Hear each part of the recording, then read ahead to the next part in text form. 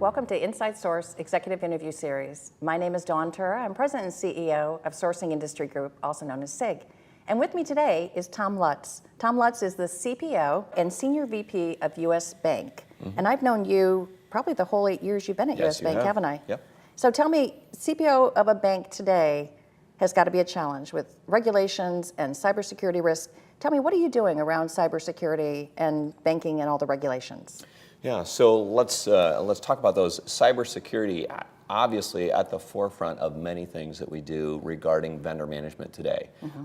And banks take a risk-weighted approach to vendor management, and certainly cybersecurity is at the top of the list. So for those vendors that have access to systems or provide us or see customer information, there's all kinds of scrutiny that goes into those relationships today, both in the evaluation on the front end and the ongoing evaluation of those kinds of things. So everything from requirements being SSAE 16 to SOC 1, 2, or 3 testing, penetration testing, those kinds of things, ongoing intrusion testing, logs that they're required to provide us, the scrutiny and the ongoing relationship that those vendors participate in with the bank today is very rigorous. And it's constantly evolving because the regulatory environment is such that what's good for today may not be good in 6 months because, as you know, the cybersecurity threats are constantly changing and growing in their importance. So do you have cybersecurity experts then that advise procurement, or do they have to approve who you do work with? Right. So we do have subject matter experts that support every both existing and new vendor that comes on board the bank, and existing vendors are then evaluated at a minimum of once a year as well. And that's not procurement's responsibility, but we help facilitate that along with the bank's subject matter experts and the business lines. And so we know what the rules of the road are. We know what contractual language is required based on their risk assessment. We have the responsibility for ensuring that the contract contains the appropriate provisions, working with the subject matter experts within the bank to ensure that we have what we need and have a way of validating it, verifying it on an ongoing basis. So we're going to have a third-party risk management panel this afternoon. And we also have a new working council for the same reason, because it's at the top of everyone's mind. How much responsibility do you think the CPO should carry, though, around risk? Is it the CPO's job? Well, so yes. So let's talk a little bit about banking different than some other industries. Traditional supply chain organizations that own all aspects of a vendor relationship, think about consumer packaged goods and elsewhere, which is my history, have an integrated, holistic responsibility for vendor management. Financial institutions, particularly banks, have a different model. There's a first, second, and third line of defense approach that the regulators require. And what that means from a procurement perspective is I have a responsibility for ensuring the right components are in place, making sure that proper evidence is built and retained in the system regarding vendor selection and contract negotiations, but that's where my primary responsibility ends. The business lines have then the responsibility to uphold the ongoing management of that vendor relationship. And so there's a co-pilot-pilot relationship that procurement has with the business lines within the bank to make sure that these things occur. So relationship with regulators has got to be something that's very important to the bank. Yep.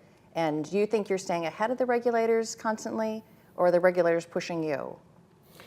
In the banking industry, the regulators are pushing us. So we certainly look at and talk with our peer banks to understand the trajectory that the regulators are taking with others and with us to ensure that we can anticipate where they might be. You know, it's like Wayne Gretzky says about hockey, you don't go where the puck is, you skate where the puck will be. And so we're constantly assessing and working to understand the direction that the regulators might go, and we're trying to proactively build programs that we think will meet the needs when they come to look and see what work we've done.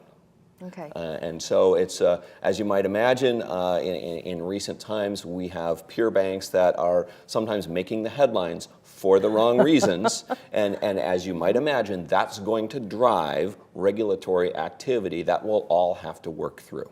And I think someone brought up in general session that it's not fair that you get regulated when you're doing everything right because of what other people are doing wrong. And so it's interesting. You're trying to stay ahead, you're trying to be proactive, and yet you get punished with additional regulation because of other people's failures. Right.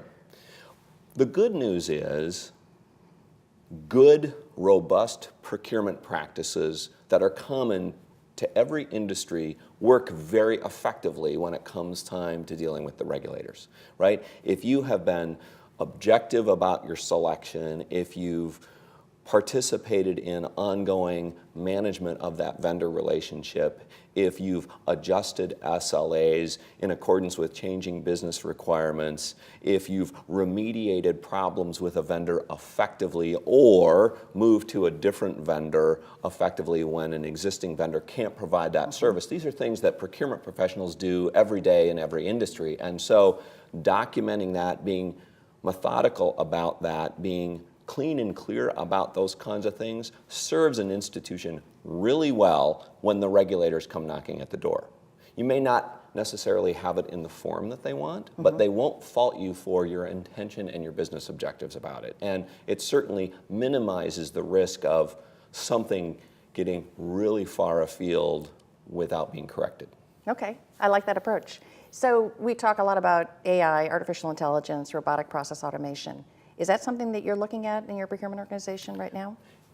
It will be, and I say will be because one of the things that we, and I think my peer banks are probably doing as well, is first, data governance and data structure.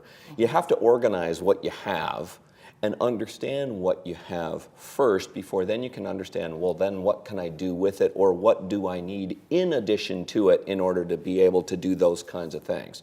And so right now I think we, like other financial institutions, are spending a lot of time and effort understanding what do we already have and how well is it or is it not organized. Because only once you have that sorted out can you then leverage it effectively or go supplement it with outside resource help that then allows for some of those opportunities. And that's where we as a bank are at right now. So you came from General Mills, 20 years at General Mills. What's the glaring difference between banking and CPG? So the glaring difference to me is consumer packaged goods experience there from a supply chain perspective meant that we had at any given time, we had a total cost understanding of our supply chain.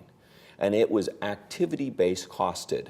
From sourcing raw materials in the Andes down in Chile to delivering product to Target and putting it on the shelf, the supply chain organization understood the cost of all those internal and external activities from start to finish.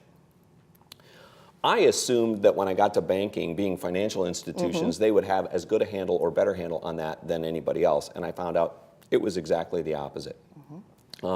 Things were allocated differently.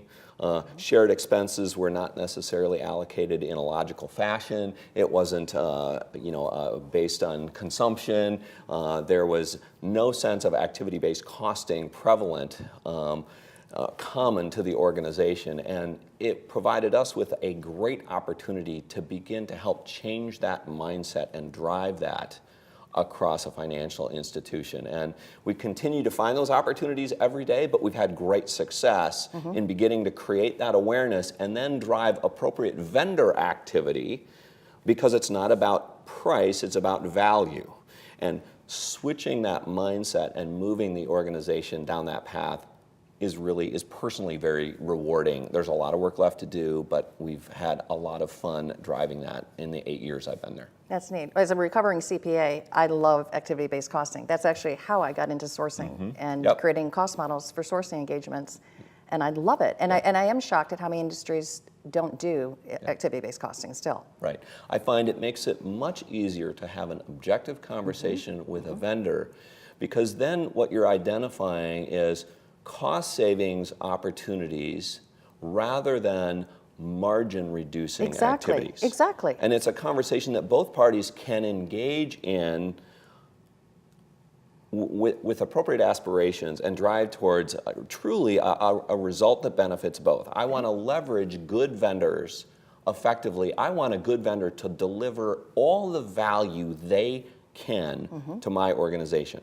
It's not about price, it's about value. I want them to do everything for me that they should be doing. And by focusing on activity-based costing, I can get to that discussion much more effectively. Financial institutions have a long way to go on that journey in terms of being able to have those conversations. So we're out of time, but I want to thank you, and I'm going to invite you back again to learn more about your journey and what else is going on. All right. Great. So folks, we're out of time today, but I want to thank you for joining us for this edition of Inside Source Executive Interview Series. See you next time.